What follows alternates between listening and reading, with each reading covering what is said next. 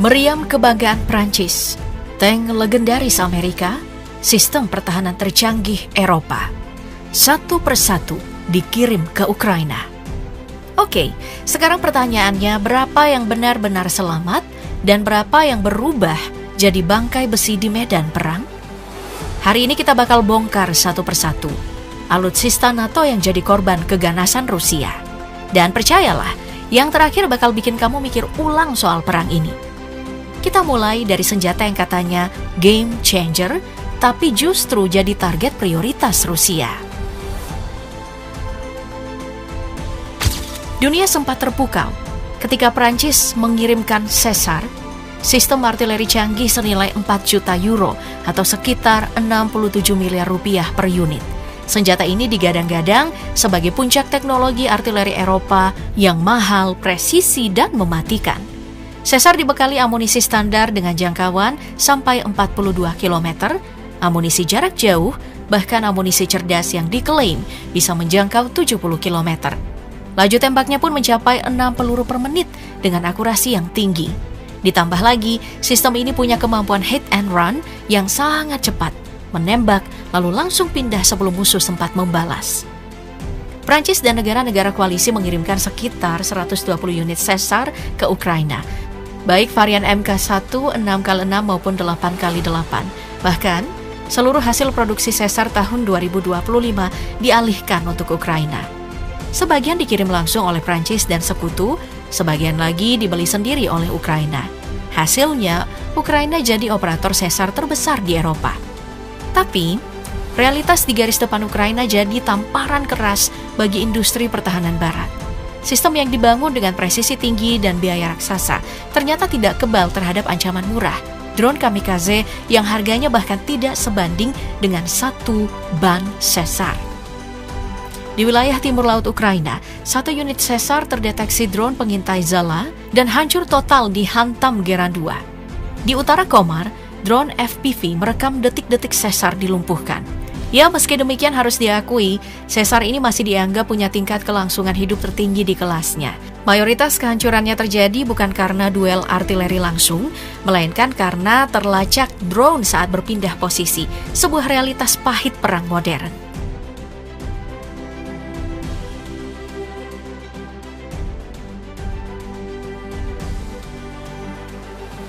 M1A1 Abrams akhirnya ikut terjun ke medan perang Ukraina. Amerika Serikat mengirim 31 unit pada tahun 2023, disusul gelombang besar dari Australia dengan 49 unit tambahan. Tank buatan Amerika ini sejak lama dianggap sebagai salah satu tank tempur utama paling tangguh di dunia, simbol dominasi lapis baja Barat. Keunggulan utama Abrams ada pada meriam laras 120 mm yang bisa melumpuhkan target dari jarak jauh dengan presisi yang tinggi, bahkan saat tank melaju dengan kencang. Tapi yang paling dibanggakan justru aspek keselamatan kru. Abrams dirancang agar awaknya tetap hidup meski kendaraan terkena serangan fatal. Ditambah lagi, sistem pencitraan thermal canggih memungkinkan kru melihat dengan jelas menembus debu, asap, kabut, hingga kegelapan total. Tapi, ketangguhan di atas kertas tidak sejalan dengan realitas. Sampai pertengahan tahun 2025, puluhan unit Abrams dari kiriman awal Amerika dilaporkan hancur atau rusak berat, mayoritas akibat serangan drone bunuh diri Rusia. Abrams dibuat untuk menghadapi tank dan ATGM era Perang Dingin, bukan ribuan drone FPV murah yang menyerang dari segala arah. Ia unggul dalam duel frontal, tetapi rentan dari samping dan atas, sudut serangan paling umum di Ukraina. Di doktrin Amerika, Abrams beroperasi di bawah superioritas udara mutlak. Tanpa ini, nasibnya berubah drastis, menjadi trofi perang Rusia, bahkan ada yang dibawa hingga ke Cina sebagai hadiah Natal geopolitik.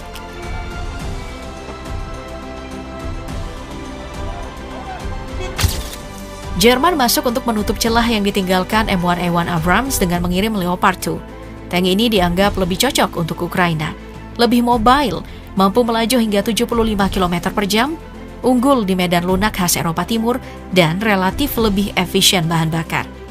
Daya tembaknya mematikan, berkat meriam smoothbore rain metal 120 mm dengan jarak tembak lebih jauh dan penetrasi lebih besar, ditambah sistem perlindungan berlapis.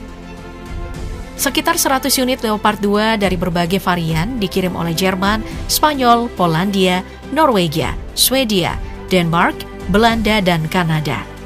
Di awal, Leopard 2 disebut sebagai senjata pengubah permainan. Tapi di medan tempur nyata, reputasi ini langsung diuji oleh realitas yang jauh lebih brutal. Secara teknis, Leopard 2 memang unggul jauh di atas tank-tank Soviet. Masalahnya bukan duel tank, tapi ladang ranjau Rusia yang sangat padat. Dalam serangan balasan Ukraina, banyak Leopard 2 lumpuh bahkan sebelum sempat bertempur, terjebak dan rusak akibat ranjau. Seperti tank modern lainnya, Leopard 2 juga rentan terhadap drone murah yang menyerang dari atas dan samping, bagian yang lebih tipis. Sekitar 40 unit rusak dan harus dikirim ke Ukraina Barat atau Polandia untuk perbaikan besar. Sekitar 31 unit rusak parah dan tak bisa diperbaiki. Sebagian lainnya jadi trofi Rusia, bahkan ada yang dipulihkan dan dikirim kembali ke medan perang. Kali ini melawan tuannya sendiri.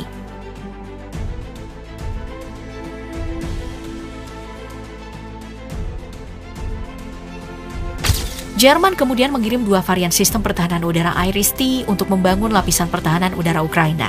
Hingga kini, 9 sistem dilaporkan sudah beroperasi. Iris-T memiliki jangkauan tembak hingga 40 km dengan ketinggian intersepsi mencapai 20 km. Setiap unit membawa 8 rudal dan secara teknis sangat efektif mencegat rudal jelajah, jet tempur, helikopter, hingga drone berukuran besar.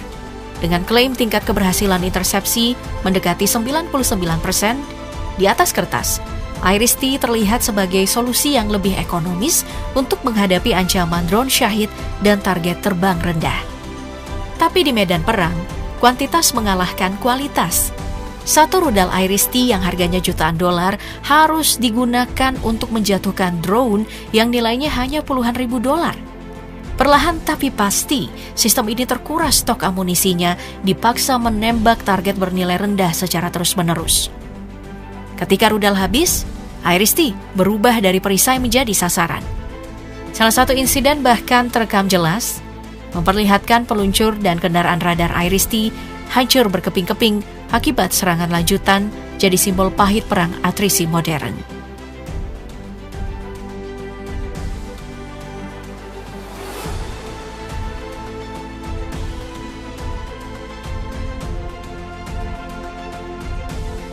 Inggris ikut masuk ke medan tempur Ukraina dengan mengirim Storm Shadow, rudal jelajah udara ke darat jarak jauh hasil kerjasama Inggris dan Prancis.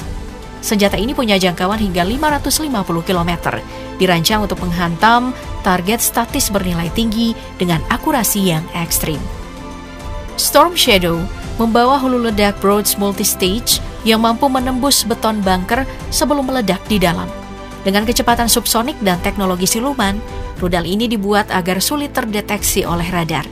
Sejak Mei 2023, Inggris dan Prancis memasok Storm Shadow ke Ukraina, dimodifikasi untuk jet era Soviet seperti Su-24 dan sempat menghantam target strategis, termasuk fasilitas industri dan kilang minyak Rusia.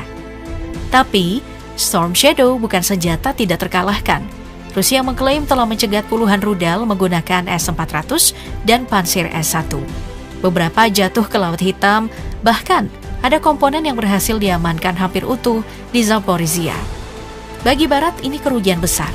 Artinya, Rusia bisa mempelajari teknologi siluman, sistem pemandu, dan hulu ledak Broach modal penting untuk mengembangkan penangkal yang jauh lebih efektif.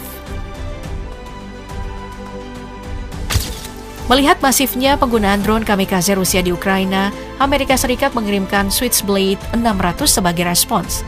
Di Ukraina, drone ini berevolusi dari sekadar bantuan militer menjadi senjata strategis yang mengubah cara unit artileri dan pasukan khusus beroperasi. Switchblade 600 digunakan secara spesifik untuk menghancurkan target bernilai tinggi di balik garis depan berkat kemampuannya menembus lapisan baja berat. Ukraina mengklaim drone ini berhasil menghancurkan aset pertahanan udara Rusia senilai setidaknya 50 juta dolar, termasuk sistem rudal Rusia. Tapi, keunggulan ini tidak bertahan lama. Dengan harga 100 hingga 150 ribu dolar per unit, Switchblade 600 terlalu mahal untuk perang jangka panjang. Ditambah lagi, banyak drone ini dijatuhkan atau dinetralkan oleh perang elektronik Rusia, membuat efektivitasnya menurun drastis seiring waktu, dan sekali lagi membuktikan bahwa adaptasi lebih menentukan daripada teknologi semata. Jika dihitung secara keseluruhan, Rusia mengklaim telah menghancurkan 670 pesawat tempur Ukraina, 283 helikopter, 111.977 drone, 649 sistem pertahanan udara, 27.445 tank, dan kendaraan lapis baja, ribuan artileri, roket, hingga lebih dari 53.000 kendaraan militer sejak dimulainya operasi militer khusus. Angka-angka ini memperjelas satu hal, ini bukan lagi perang Ukraina semata, melainkan perang proksi NATO Uni Eropa melawan Rusia. Putin terus menegaskan framing kalau Moskow tidak berniat menyerang Eropa dan Ukraina hanyalah medan tempur kepentingan industri militer Barat. Di sisi lain, Barat menggencarkan sanksi ekonomi, larangan impor gas, pembekuan aset, pembatasan perdagangan untuk menekan Moskow. Rusia bertahan di awal, tapi beban ekonomi kini mulai terasa nyata.